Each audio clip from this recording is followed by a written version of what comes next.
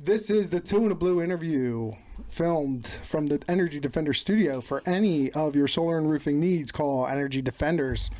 We are here with author of Mad Science, The Uncanny Summer, and novellas such as Mr. Leeds and Jersey Jabberwock. Yes, sir. Mike Rizzotte. What's up, Steve? I hope I didn't butcher that name, Jabberwock. Is that right? Jersey Jabberwock, yeah. Jersey Jabberwock. Yes, sir. So, you're here, dude. I want to talk to you about the Jersey Devil. All right. You wrote two of these novellas. One is titled Mr. Leeds. One is Jersey Jabberwock.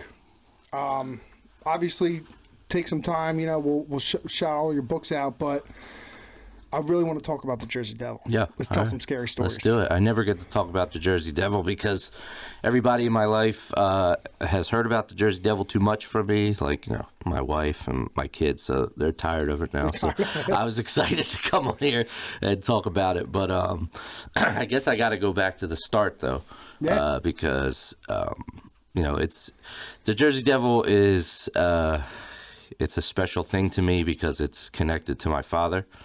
My first memory was my father telling my brother and I the traditional story of Miss Leeds' 13th child, you know, the dark and stormy night and everything. So when he would tell my brother and I, he would be animated. John, are you is it allowed to be known that you're here? Mr. Caruso knew my father, so he could tell you. Did you know my dad? I didn't. No, he was Who was your dad? Dave Rizzotte. Yeah, I did know your dad. Yeah, I did.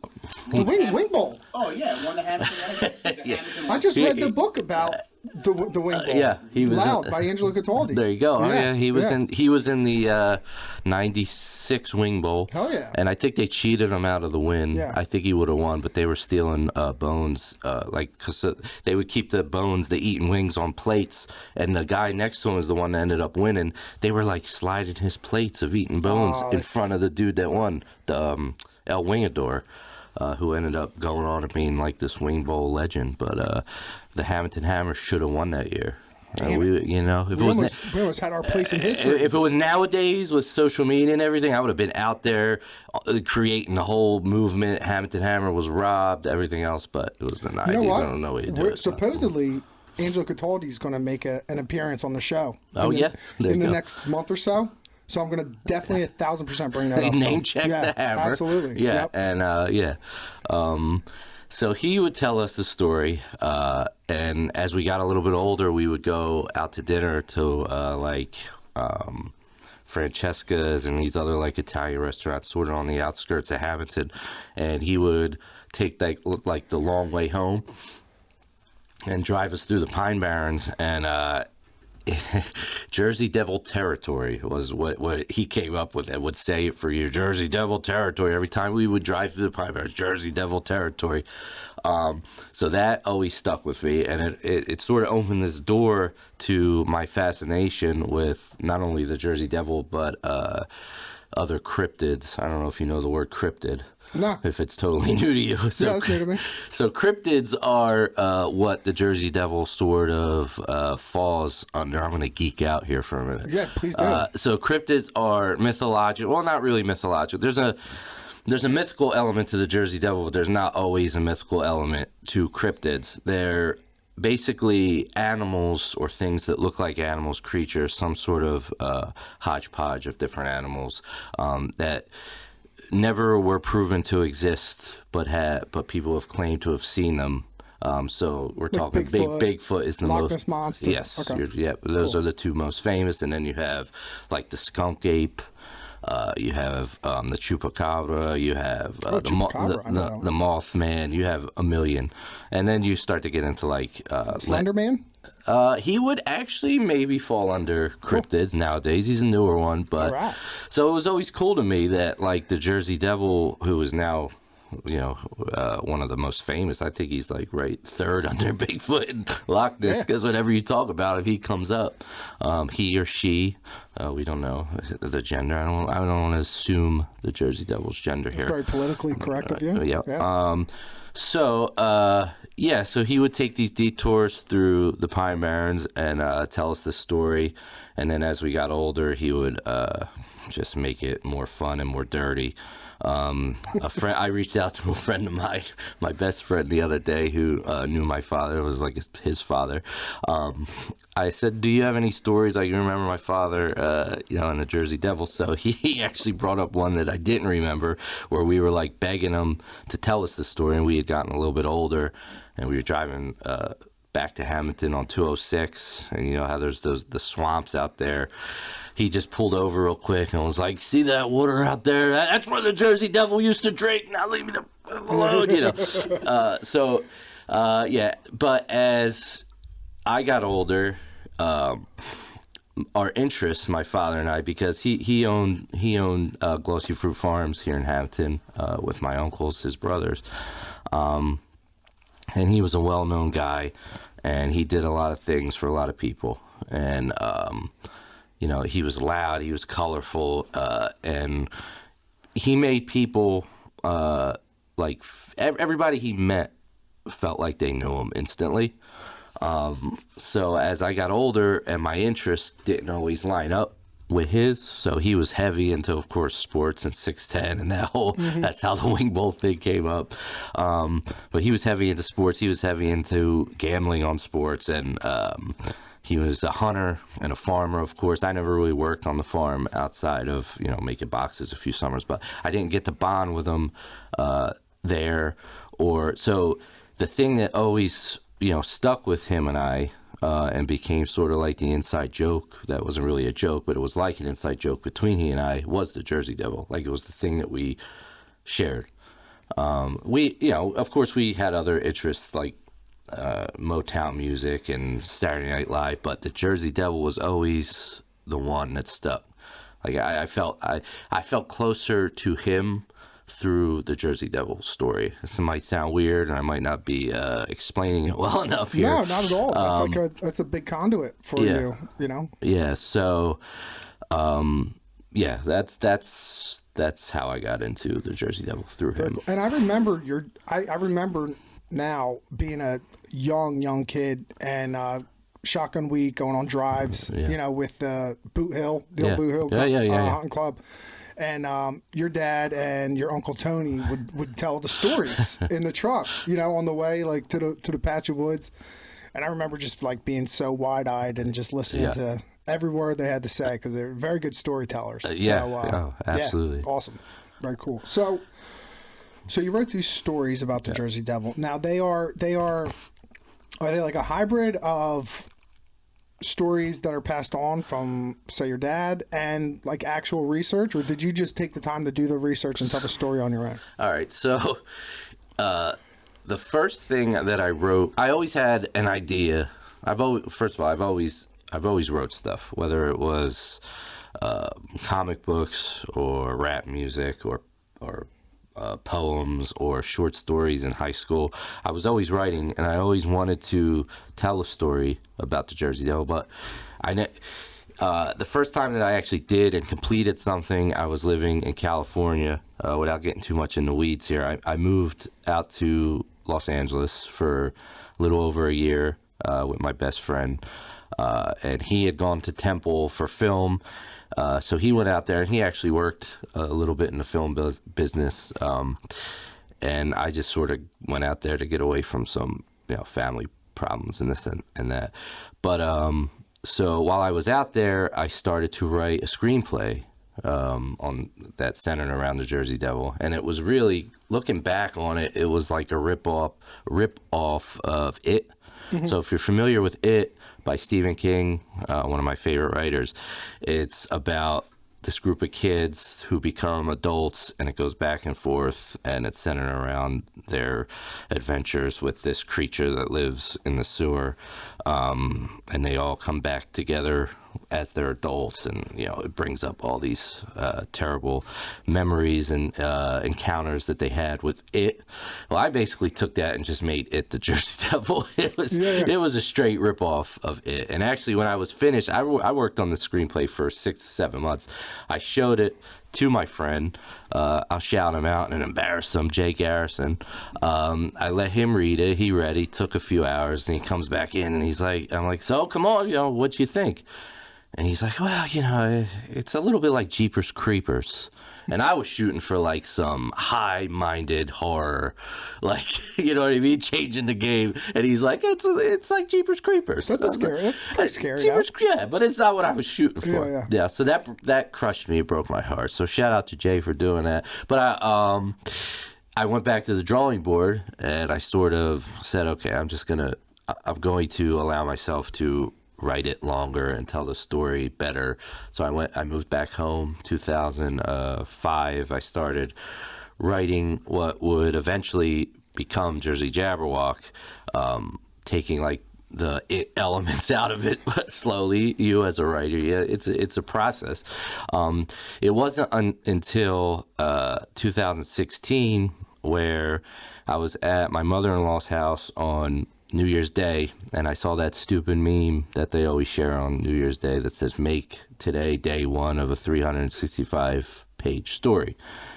So I said to myself, "Wow, it sparked something in me." I'm like, what if I started today on some creative endeavor and I just did it every day for the next year? So I had this story in the back of my mind about the Jersey Devil that actually, unfortunately, came about after my father passed. My father passed unexpectedly in 2012, and this was 2016. So this was a few years later, but I was still going through the grief and the trauma of it. So I knew I wanted to tell a story about a man finding himself not only through the passing of his father, but through the Jersey Devil. And his father had this secret sort of investigation into the Jersey Devil, and this man would move home from California back to New Jersey, the Pine Barrens, and discover what his father was up to. That was all in the back of my mind. So that mixed in with that meme, I said, you know what, F it. I'm just going to tell that story back on when it was Twitter, before whatever it is now. Back when it was fun and people were checking it out, I said I'm going to tell a story on Twitter, one tweet a day, and I think it was like 145 characters. Yeah. So I started it that day. I started telling the story. I thought I would have 6 followers, like my rap music back in the day. I had 3 guys that listened to my CDs and my mixtapes. That was good enough for me because I was doing it. Yeah. It was a creative outlet. Yeah. But about 2 months in, the press of Atlantic City reached out to me as I was doing it every day, and they're like, "Hey, we heard about," they coined the Twitter novel. I didn't even think of that phrase, but they said, "We heard about your Twitter novel. We want to cover it and see what it's all about." So they ran a story about it, and overnight I went from legitimately 6 followers to over 1,000. I'm like, oh damn! Now I have to keep this thing going. On, right? Yeah, like I got to keep it going. I got to keep it interesting. There's people reading it.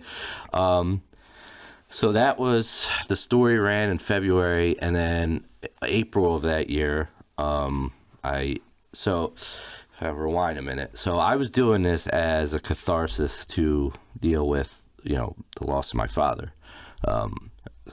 So, for me, it was very personal, just to get it out. And in April of that year, 4 months into the Twitter novel, I unexpectedly lost my brother, Dave, out of nowhere. And I was into the thick of this thing that I have to do every day. And the last thing I wanted to do after my brother passed away was continue to do this stupid Twitter novel thing. So I was really at a low point, and I wasn't even thinking of the thing. People were in and out of the house that night just to pay their respects. So my uncle comes over with my aunt and my father's brother, Hank, and he's sitting at the couch. And if you know, you probably know my Uncle Hank. I know your Uncle Hank really well. Yeah. He doesn't look like my father, but they have the same presence. He sort of sounds like him, his voice. He's sitting on the couch, and I had meant to talk to them about the Twitter thing I was doing, and it just came up naturally because we're all sitting there. You don't want to be too down. Like, we're talking about Dave, but we're not, my brother Dave. So it comes up, and I know my Uncle Hank is a man of not too many words. And so I sort of just put it out there. I said, and I got this, now I have, I don't want to do it anymore. It's the last thing I want to do, because I was writing it on the fly every day. I had like an outline, but I didn't. My Uncle Hank, sounding just like my father, was like, well, you got to do it. You started it. You got to finish it. And I swear to God. That's good advice. Yeah. I heard my father through my Uncle Hank that day. I swear it was a very strange moment. So I continued on doing it, and I finally was able, at the end of the year, tell the story that I wanted to tell, that became Jersey Jabberwock, about this man who moves home from California and rediscovers his love for his father through the Jersey Devil. So yeah, check it out and read it if you never have. It's book 1, Jersey Jabberwock. But anyway, I took the bones of the Twitter novel, and then I said, you know what? People seem to like that.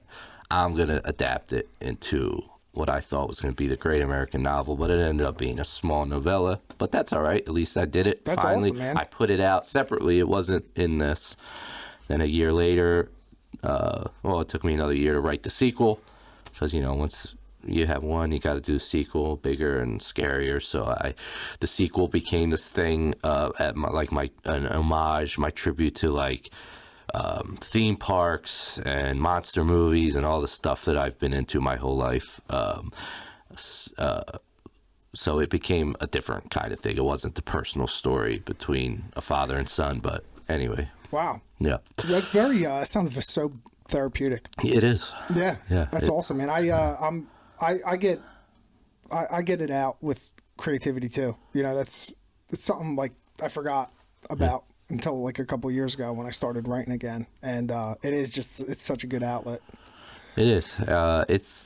In a lot of ways, writing has really, I don't want to say save my life and get overdo it or get hokey about it, because honestly, my wife and my children, as you know, those are my lifesavers really at the end of the day. But as just a personal thing to sort of get out the grief and all those feelings, to have that as like my thing, it really does. It helps. Yeah, it's awesome. It helps. And now you have it here, man. Yeah. It's like it's really cool that it's always there. It's always there. Yeah. It's awesome. So let's get into like the actual Jersey Devil. Oh yeah. Because you know a lot about it. Yeah. And I'm very intrigued by it. Where does that actual story start? So, I had a book, outside of my father telling me the story, I had a book called The Jersey Devil, and it had a red cover. It was by, let me make sure I get the names right, James McGloy and, I don't have the other man's name in here. I think it was Ray Miller. Yeah, it was Ray Miller, because actually a character in Jersey Jabberwock and Mr. Leeds is named Ray. I named him after this gentleman because this book was like my Bible growing up. Like we didn't, like in the 80s and 90s, you didn't have everything kids have now.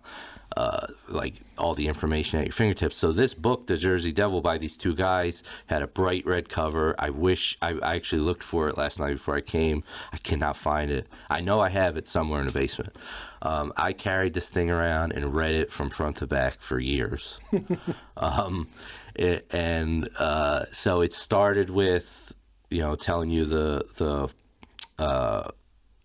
origin story of the Jersey Devil with Miss Leeds. They say she dabbled in witchcraft. This was around the late 1700s. And she dabbled in witchcraft, and she had 12 children. And when she was pregnant with her 13th, it was a dark and stormy night in the Pine Barrens. They lived in a little shed. And I was reading last night, they actually sort of pinned down who it could have been. Deborah and Jeff, what the heck do they think the dad's name was? It was Deborah Leeds and something with a J, some old school name. Jafar. Something like that. From Aladdin. Yeah, something like that.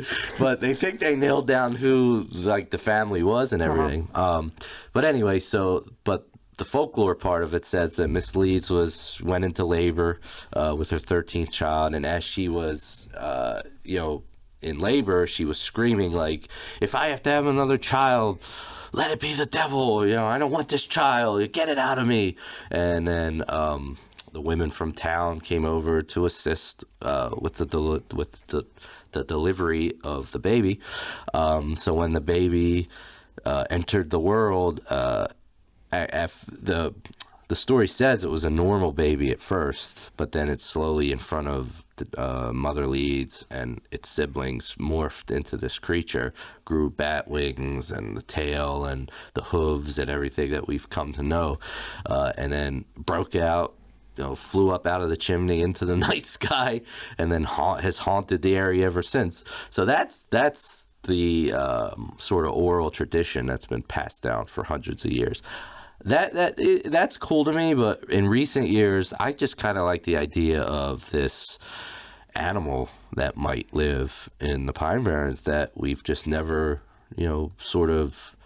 It's so elusive that we don't know what it is. Mm-hmm. Like, I like the mystical element of it, and that's the part I tell my kids and everything. But the part that fascinates me is we might have this creature out there that I really believe that maybe not anymore, maybe it's died or whatever, but it was out there at some point. But before I get into any of that, there was also, besides the Jersey Devil book with the red cover, I had a coloring book as well. And I've looked for this coloring book on eBay and everywhere else for years. I can't find this thing. I'm starting to think maybe it was like a figment of my imagination. Yeah. But it was like the cryptids of America. And it was, each page was Bigfoot, Loch Ness, and I remember getting to the page with the Jersey Devil, and now it's my father. It was fresh all in my mind. My father telling me the story of it. And I remember seeing that image of the Jersey Devil, and I colored the whole book, but I didn't color the Jersey Devil page. I felt too personal to me or something. But I would turn to this thing and look at this image of this creature out and with the pine trees behind it. So those two things sort of shaped my interests. But in the book, going back to the book, they talked, after they got into the history of it with the folklore and everything, they talked about sightings, like legitimate sightings. And there was a week in 1909 that's been dubbed the Phenomenal Week, because for a week, and it was a snowy week in the winter, our area, Philly, even as far as Delaware, was haunted by what people thought was the Jersey Devil, to the point where schools closed, factories closed, and this is all because of the Jersey Devil. Yes, this is all out there. You could read articles about this. Schools closed, posses were formed to go out and find this thing, and I mean, like I said, it was a snowy week, so tracks, they were everywhere. It got so crazy that week that the Philadelphia Zoo put out a reward, $10,000 reward to anybody that could capture this thing. $10,000? Yeah, back in 1909. Yeah, yeah, who could capture this beast and bring it to us. So going past that, the theories behind that, and this is very interesting, was that it was a combination of two things: a poison cranberry bog, being a son of a farmer, I'm ashamed to say I don't really know how a cranberry bog works, but it got tainted somehow, and people were eating the cranberries or drinking the cranberry juice. So like hallucinogenics? Yes, and we're all having the same hallucination. They were seeing a displaced sandhill crane, which is a large bird that sort of fits the description of the Jersey Devil. So the theory is this poison cranberry bog got into everyone's systems in our area, and they were seeing this sandhill crane and mistaking it for this mythical beast. Wow. Yeah, so that's the story behind 1909. Before that, I actually didn't know this one. This might have been newly discovered in 1840, so this goes this is even before the Phenomenal Week. There was a rash of livestock killings that's well documented. In Greenwich Township in 1925, A local farmer shot an unidentified animal as it attempted to steal his chickens and then photographed himself with the corpse. Well, I don't know if he photographed. I don't know if it was a selfie, but someone photographed him with the corpse. Afterward, he claimed that none of the 100 people he showed it to could identify what the heck this thing was. So maybe that was the day the Jersey Devil met its demise. I don't know. Yeah. The farmer got him in 1925. Yeah. July 27, 1937, an unknown animal with beady red eyes was seen by residents of Downingtown, Pennsylvania. And it was covered in the Pennsylvania Bulletin in 1951. And this is a story that stuck with me that sort of inspired that first screenplay I talked about that I wrote. A group of boys in Gibbstown claimed to have followed the monster for a day or two, a group of teenage boys. And then I guess they came home, slept, they went back out to look for the thing, and they claimed that they found a corpse. So the newspapers covered that story. 1960, tracks and noises were heard and seen in Mays Landing that were claimed to be the Jersey Devil. And that same year, 1960, merchants around Camden offered another big reward for the capture of the Jersey Devil. And then they got a whole bunch of people coming in with, like, I think I read that someone stapled fake wings to a kangaroo's back and, like, brought this kangaroo. Yeah. And, like, the people that were, trying to make an exhibit out of this or whatever were like, what the hell? This is a kangaroo. Like, this is animal abuse. What is happening here? So there is a lot of crazy stories like that. Not so much anymore, but, yeah, so. Wow. So in your research, did you reach out to anyone? No, not really. I actually always had this idea to do something like that and to go around and talk to the people that are close to it. You know, like because there's people out there that know much more than me about the history of it and everything, and sort of compile it and maybe do like a documentary or something. I've never done it. My research is solely on my own.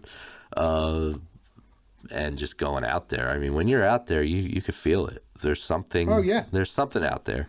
My brother and I, man, we were driving from the, I guess it would be like the Batstow side of Atsign Road that leads you all the way out to 206. Right.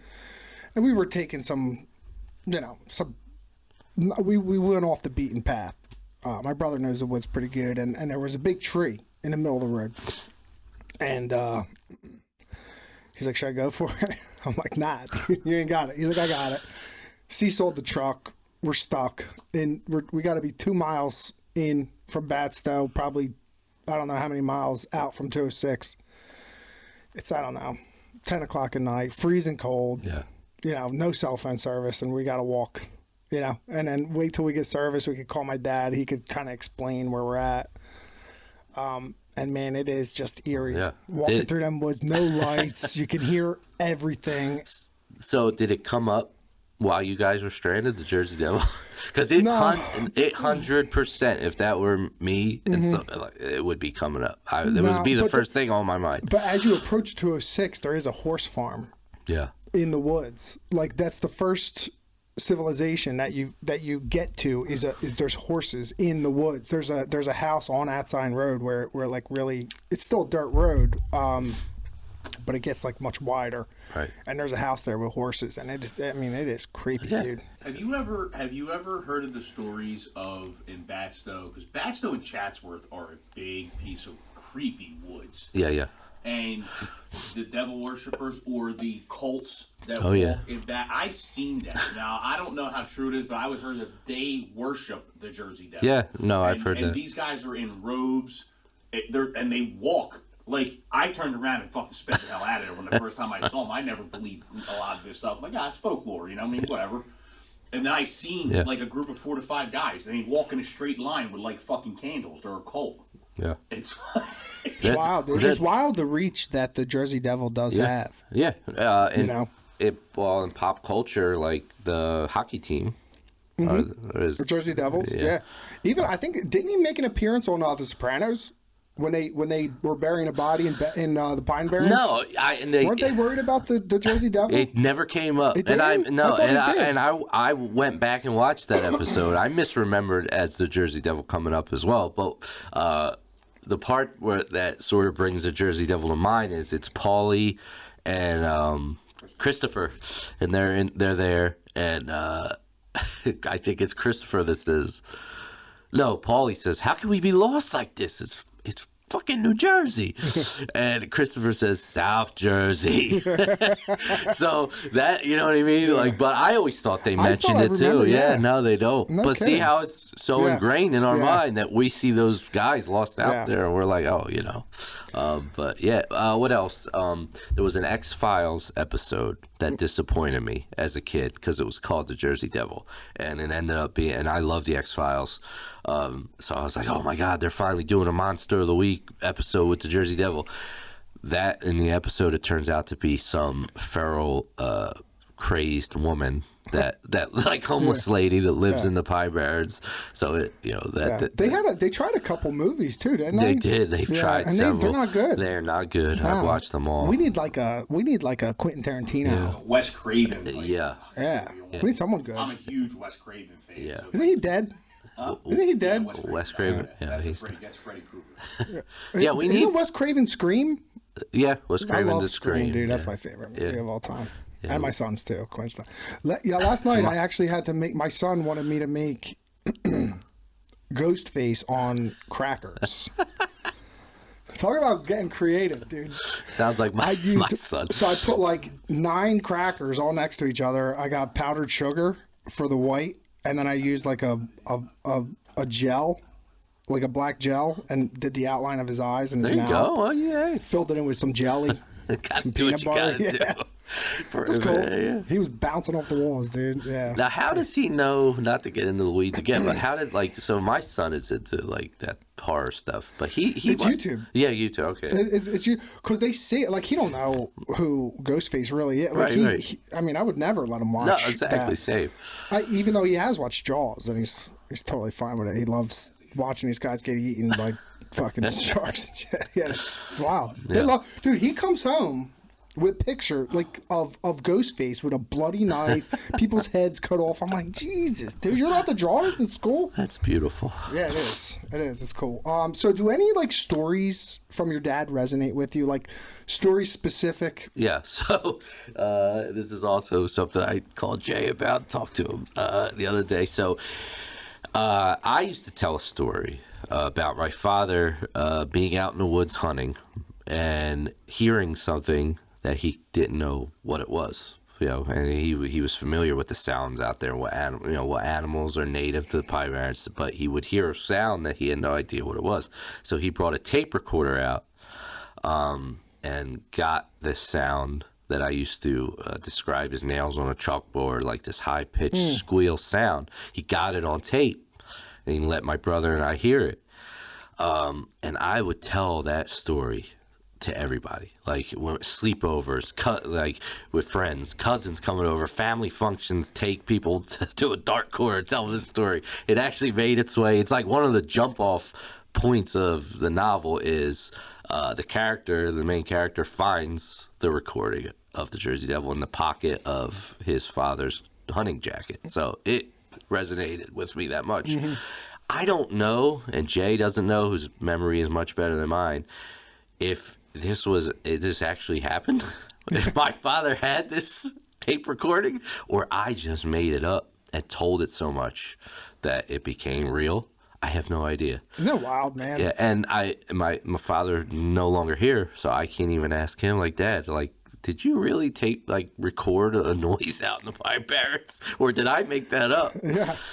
So that is a mystery. But yeah, he would. There were 1 or 2 times where like the joking would sort of end, and my father, just me and him, because at this point my brother Dave had gotten a little older, and the last thing on his mind was Jersey Devil, where my father would be somewhat serious about it. You know what I mean? I do think my father believed that there was something out there that we can't explain. I think that's like sort of fuels my belief that like there's such a vastness of the wilderness. How do you know what I mean? And Earth in general. Like, what is it? 85% of the ocean hasn't been. You know what I mean? It's 95% of the ocean. Yeah, We just talked about that. Yeah. Like we don't know what the hell's Yeah, out no, there. we don't. So the Pine Barrens, which I'm forgetting the acreage right now, but it's huge. I mean, if you get lost in the Pine Barrens, you're not getting out. I mean, it's that big. We don't know what's out there.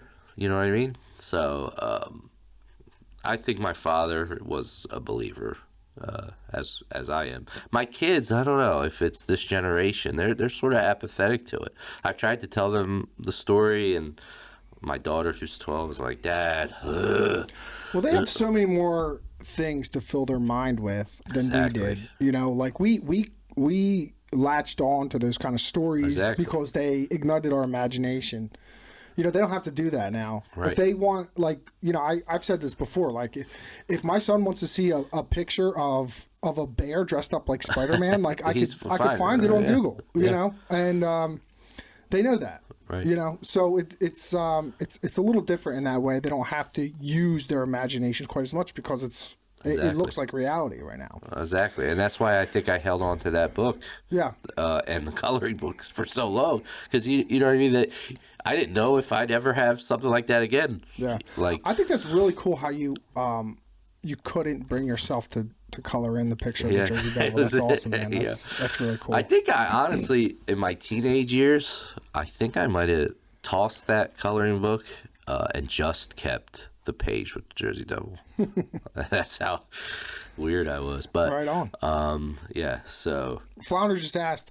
There's a legend that back in the Beeper day, there's Yeah. a mansion. Like it's an old, like it Yeah. looks like a huge shed, right? But it's an old mansion in Badstow. Yeah. And legend has it, you went to the mansion. If you had a beeper, it would beep and boo would pop up. yeah, So and also there's a little graveyard. I think it's still there. I killed my first deer behind that graveyard. There you go. 8-pointer. Yep. There you go. So you're familiar. Or are you am. familiar with the glowing grave? I'm not. So when we were growing up, this was, you know, another piece of Pine Barrens folklore. It was called the glowing grave, and it was in that cemetery. And we would drive out there, and I swear to God, I saw the grave that was glowing. And I mean, my buddies tried saying that it was somehow headlights of cars that were driving on the road, because there's a road that sort of turns the other way, like the headlights catching the grave at a certain time and making it glow. There were no cars out there. We were out there at midnight on a Saturday night. What cars are out there? You know, and you would hear a car like this grave was glowing. You know, so I don't. That was separate from the Jersey Devil, or maybe it's connected. Who knows? But the beeper thing was definitely. I heard, you know, and of course the Echo Ghost was huge. I mean, the Echo Ghost was like another. Go ahead. Explain it. So the Echo Ghost was a street going up to, you know, when you drive to like where the Echo Multiplex used to be. I forget exactly what street it was, but you turned off of the Pike and took this road, which then took you to another road. And it was this long, dark, no street lights. And you would drive down, and what you were supposed to do was turn your car around at the end, because it was the woods, it didn't go any further, and turn your car around and kill your lights and just wait. And eventually, way up to the beginning of the road that you came down, there was one street light. Burnt Mill Road. Burnt Mill Road, that was it. Burnt Mill Road. You would see a boy, sometimes his ball would come into the street first, and then he would chase it, grab it, go back right under the street light. And yeah, that he was the Echo Ghost, because apparently a little boy was killed there, of course. We did that night after night. I mean, we went back there at least, I would say 20 times growing up to see this ghost. There was one night where I thought I saw something, but other people claim to have seen it clear as day. My grandfather had a little old lady ghost, he called her, and she would frequent his house. There was like a swamp behind a property he had on Pleasant Mills Road where he claimed she She always was. And she was just like the little old lady. Do you remember her? The little old lady ghost? Yeah, and she wasn't like mean or nothing. He was just like his buddy, but she was the little old lady, and it was scary. It petrified me all the time. So yeah, there's something in the woods here. You know, like in this area, Echo, Hamilton, Pine Barrens. Absolutely. Yeah. All right. So real quick, not real quick, but however long it takes. We're me and you pretend we're at a campfire. All right. We got. The kids are all around, right? You got a story to tell about the Jersey Devil, right? Lights are off, fire's glowing, everyone's engaged. Let's hear it. Oh boy, putting me on the spot. So it was a dark and stormy night. It always starts as dark and stormy. It was probably a beautiful night. It was not a cloud in the sky, but it was a dark and stormy night in 1735. Miss Leeds was in her candlelit, broken down old shed in the middle of the Pine Barrens with her 12 children huddled around in the candlelight. And she was in pain. She was throbbing in pain, giving birth to what she thought was going to be her 13th child. But as she writhed in pain, she screamed to the heavens, "Please let this child be a devil. If it has to come into this world, just let it be a devil. Let me be gone of this. I have too many kids. It's terrible." So the midwives came in, because I think back in the day, ladies from town had to come in and help the woman give birth. So the midwives came in with their old rusty tools and their dirty ass towels. I actually have a story about dirty ass towels. So the night before my wedding, Okay, where are we going with this one? Let's do it. So the night before my wedding, of course, we got married. My wife and I were married in Smithville. So they were staying at the barn, it was called, which was this little. I'm sorry, you asked me to tell this story. No, it's all right. Go ahead. So the barn was adjacent to the Smithville Inn. If you're familiar with Smithville, they have all the little places there. So the barn was the one that sits off to the side. It's beautiful. And her bridesmaids were staying there the night before our wedding. But at the barn, like earlier that day, they found this frame with the story of the Jersey Devil and the pictures. It's a good omen. Yeah. Before marrying you. It couldn't be any better. So they called me that night while I was home at our apartment. And I think they might have been drinking adult beverages. I'm not sure. I wasn't there. So they're like, Mike, tell us the story. We're in Jersey Devil territory. We need to hear it. Just like you just asked me to tell the story. So I started getting into it. And when I got to the part of the midwives coming to the shack, I said, just like I just did now, they had their rusty tools and their dirty ass towels. So they cracked up, and from then they just equate the Jersey Devil and me and the story with dirty ass towels. So my wife will get a kick out of hearing the dirty ass towels again. But anyway, so she gave birth to a chiburic, beautiful little baby boy. Maybe, or girl, who knows? And they wrapped it in a towel and placed it upon its mother, and she fell hard in love with her 13th child and its big blue eyes. But suddenly, it started to squeal in pain and convulse and spit up, and she could see the body of the baby elongating, if that's a word. I'm supposed to be an author. Elongating underneath the dirty ass towels and stretching. And suddenly a forked tail came out from underneath the towel, and bat wings sprout from the baby's back. She got so scared that she dropped the baby. Boom! It hit the floor. It made a thud, an unholy thud. So the dad and its siblings were crazed in fear and watched this baby flail around on the floor in front of them, and finally it stood, and it grew bigger and bigger. Before long, it was bigger than any of them, and it flapped its wings, and it took off, boom, through the chimney out into the night sky of the Pine Barrens, and it's haunted the area ever since. It's like the antithesis of Santa Claus.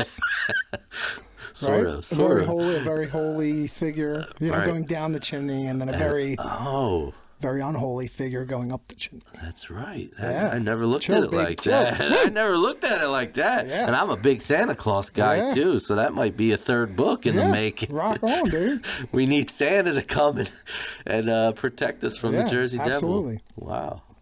All right, listen. If you guys are interested in this, like I'm interested in this, check out the books from Mike. Stories from the Strange Place. He's got the novella, the Mr. Lee's, the novella, Jersey Jabberwock, among other things. You could check out all his books. They're all on Amazon. Wherever you get your books, you can order it. Just look up Michael Rizzotte. Yeah. Thank you guys for watching. Mike, thank you so much Thank you for joining having me. us. This was fun. Yeah, this was a lot of fun. We got to do it again sometime. And sir. that's it. Peace.